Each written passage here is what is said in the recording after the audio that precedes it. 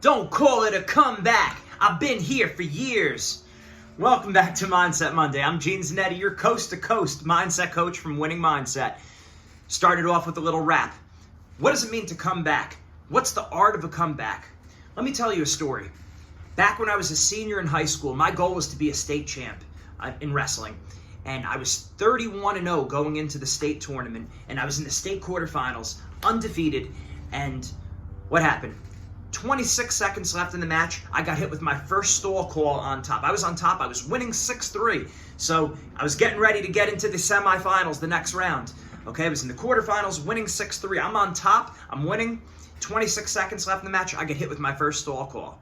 The first stall is a warning in wrestling. Then I got hit with another, which is a point, another one, which is another point, and then a fourth stall call with 2 seconds left in the match, and wound up losing the match 7-6. So I was winning 6-3, there was no change in position, and I got some really bad calls, and I wound up losing the match 7-6. It was one of the worst calls that almost anyone had ever seen in New Jersey wrestling history. Now, that would put me in a very difficult spot right there. My goal was to be a New Jersey state champion. I didn't come to the tournament to take third. I didn't come to the tournament to take second. I came there to win the whole thing. And it didn't happen at this point. By bad calls from the ref, wound up losing, and now I'm in the wrestle back. So now the best I could take is third.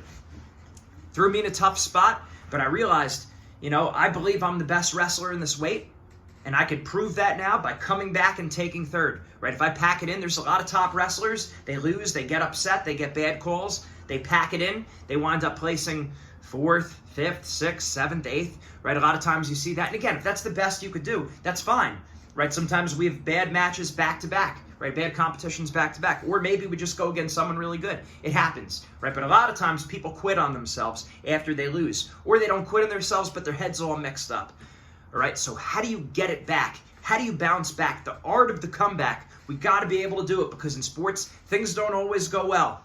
And you got to get in the habit of getting the next best thing. Iowa Wrestling talks about this all the time. The Brands brothers, this is drilled into their mind that when you can't get what you set out for, you get the next best thing. So if the best you could take is third, you take third. If the best you could take is fifth, you take fifth. If the best you could take is eighth, you take eighth. So you always strive to be at the top, but you take what you could get. Get the next best thing. That has to be a mentality. That has to be a philosophy because it's going to happen in life. Not just in sports, but it's going to happen in school sometimes. Maybe you get a bad grade on your report card or you get a bad grade in the beginning of a semester and now you can't get the A. Well, if the next best thing you get is a B+, get the B+. In other words, don't get the bad grade in the beginning of the semester and say, well, now I'm done, and then you don't care. No, get the next best thing. Even if it pulled your grade down, your final, the potential for your final grade.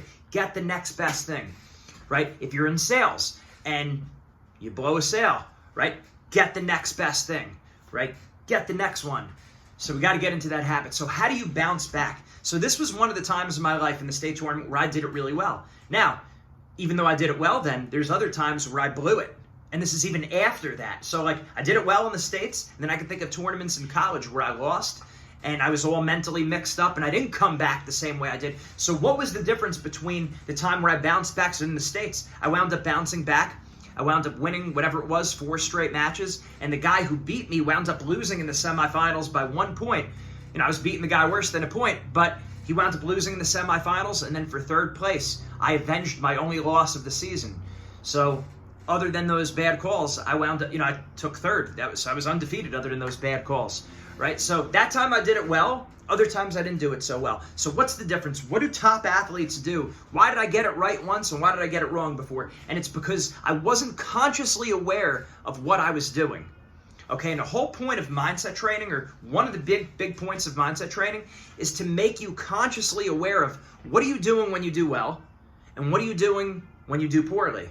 Right? We study the top athletes, we look at the psychology research, we use our personal experience, we bring that all together in a simple, sport-specific, systematic mindset program that speaks directly to you in your sport. So, art of the comeback. What is it? Here's what we learn top athletes do.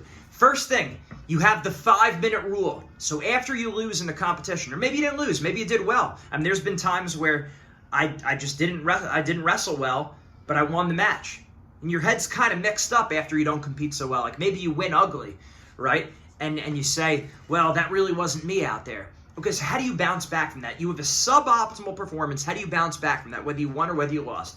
First thing is the 5-minute rule. You give yourself 5 minutes to be upset. So as a human being, you're going to be upset after not competing so well. You give yourself 5 minutes, if your sport permits. Now, you might not be in a sport that permits you to do this, right? If you're playing baseball, you have a bad at-bat, you might have to take the field right away. So in that case, you got to get it together a little bit quicker. Maybe instead of a 5-minute rule, you give yourself a 15-second rule, right? So the 5-minute rule is, as a human, as a rational, logical human, was being emotional, we're going to be upset. So you give yourself 5 minutes to be upset, right? Don't do anything bad. You don't have to throw over garbage cans or, kick things around, right? Be a man or be a woman, be a lady, whichever you are. You take it like a man or you take it like a lady. You let it 5 minutes, you allow yourself to be upset. And then after that, as a rational, logical person, you know that there's nothing you can do to change the outcome. So you let it go. Okay, so 5-minute rule again. If it's baseball and all of a sudden you got to switch sides, right? You were in the field, now you got to get up, but you made an error, and now all of a sudden there's a quick turnover where you got to get up at bat. You're batting next. Okay, for you, it might be a 15-second rule. Be upset for 15 minutes, and then you let it go. Now, how do you let it go? Because it's easy to say just let it go, but how do you do that concretely? We've had a lot of real good success with visualize a black box. That's where you put all the negative emotions, all the analysis, anything that you know you need to improve on. See, you got to put that inside the imaginary black box. There's a time and a place for analysis. There's a time and a place to review your performance, but it's not in the middle of competition.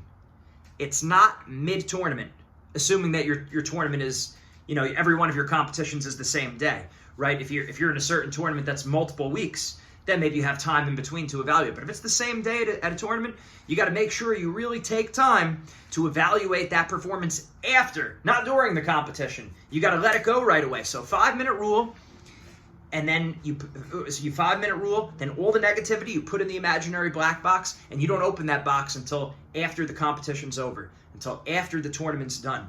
So what are we saying? You got to suppress those negative emotions. Now, normally suppression is not a healthy coping strategy because then it just builds up and then it comes out in another way. Well, during a competition, you better get good at suppressing because you can't change things in the moment, or it's going to be hard to change too much in the moment. Okay, of course we could make adjustments. You want to do that, but you don't want to get so caught up on the intricacies of performance while you're out there.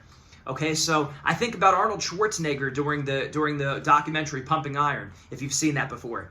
What did he say? He said that when he was at his bodybuilding competitions, he had to be a little bit cold. In other words, something in his brain and his mind had to turn off. So he said if his girlfriend breaks up with him, if someone steals his car, he doesn't care. Right? He even took it to the extreme where his father's funeral, he didn't even go to it because it was like while he was coming up in like bodybuilding or something like that. Now, I don't recommend that extreme. I think that's crazy. But there is something to be learned from there. And that's when you're at the competition, you got to be able to let things go. You can't get emotionally attached to your performance or anything else that's going on.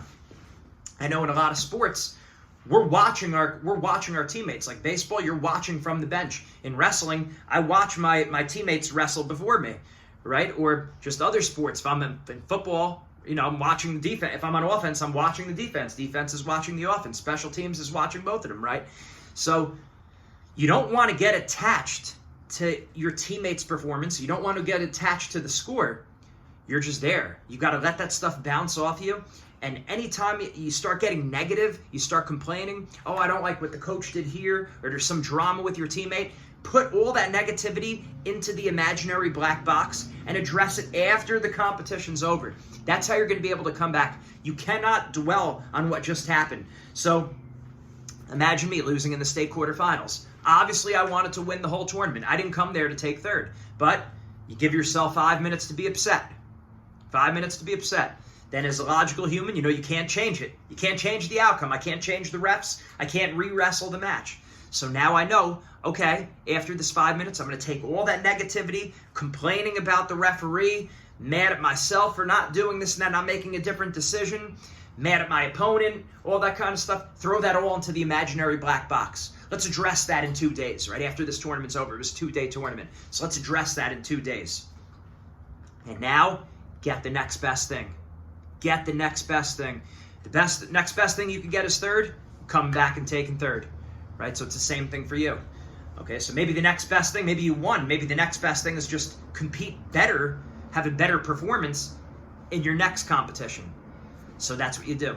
So use the imaginary black box, use the 5-minute rule, and get the next best thing. A combination of all those is really going to help.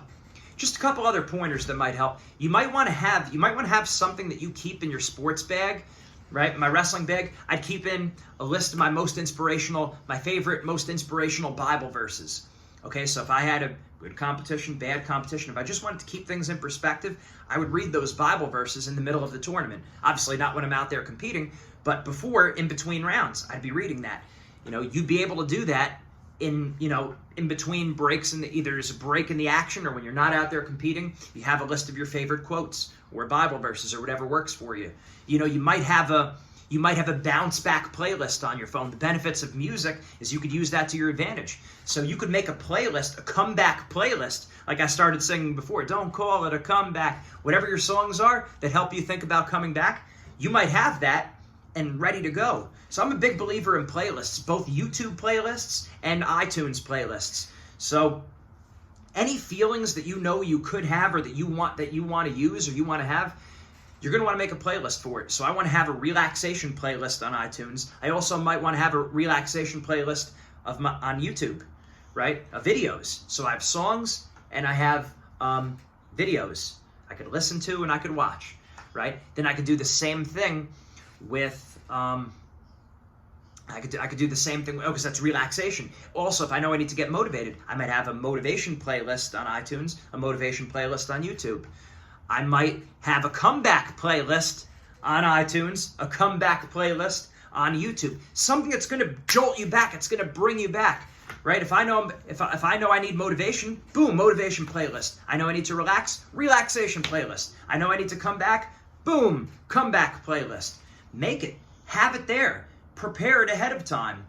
One of the things I did, I noticed that every now and then there's like certain times of the year, I don't know what it is, I couldn't really pinpoint, but certain times I would just kind of be feeling down. And it wasn't like anything bad happened, but like every 6 months I would know like 1 or 2 days, I just feel like I was in a funk, okay? And I remember thinking, I did this back in college, and I remember thinking like, some days I feel great, and then there's these like regular times, different times of the year where I'm feeling like I'm in that funk.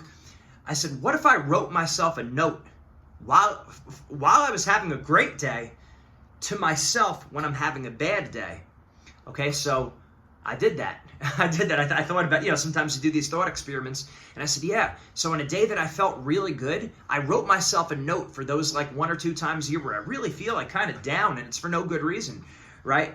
And wrote it, Dear Gene, like I was writing to myself. And so do this. Like, it sounds funny, but actually do this. Make the note to yourself when you're having a really good day for the days you're having a real bad day.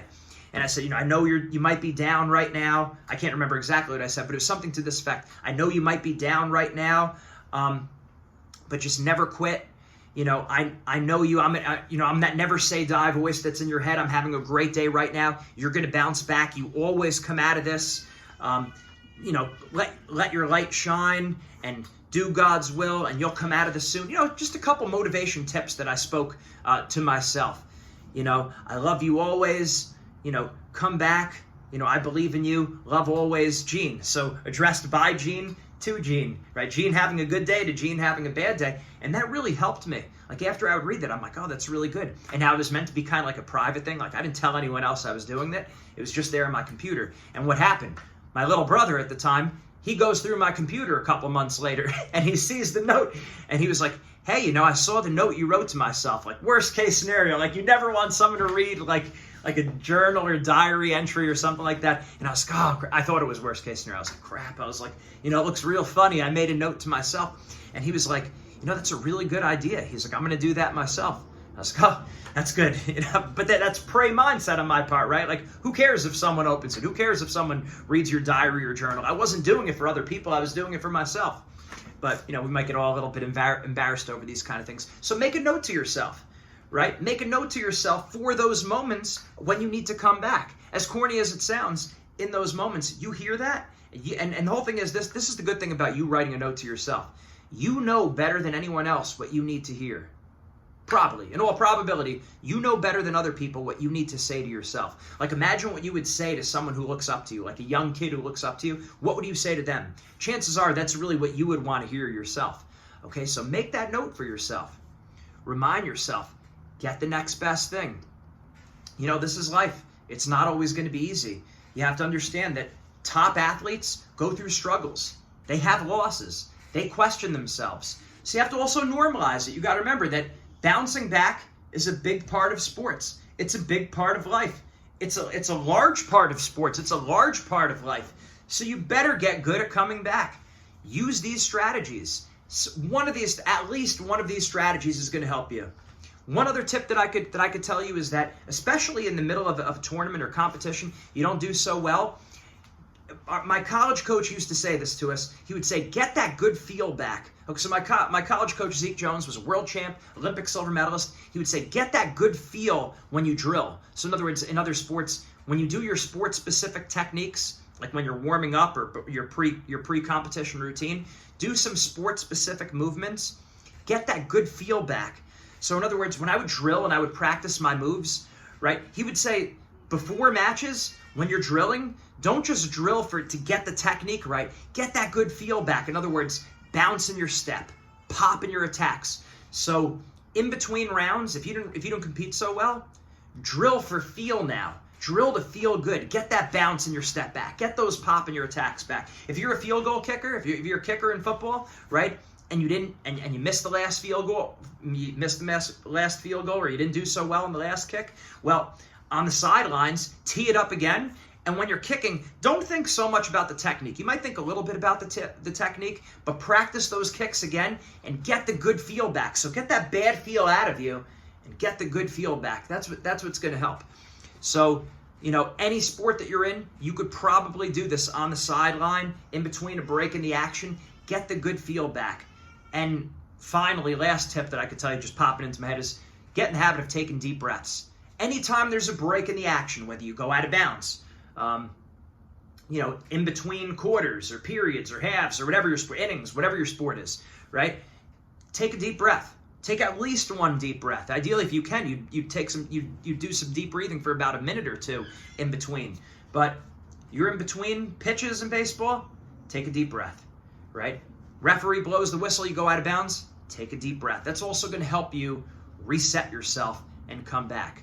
So the art of the comeback, that's a lot of information right there. Make sure you watch this video, rewatch this video, take notes, and most importantly, I can't say it enough, you have to do the things that I'm telling you to do. Start doing it in practice, and then when you get to competition, it'll be automatic. Make sure you get our Develop the Predator Mindset book.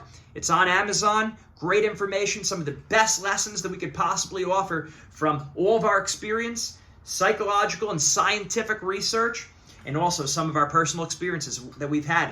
A lot of great stories in here, not only the lessons, but also some of our best mindset exercises that are right there for you to complete. Charts that are right there to help that you could fill it out, that you could train your brain, and you could you could really improve your mental fitness. It's all right here in this book. As I say it all the time, mindset makes the difference. Take care.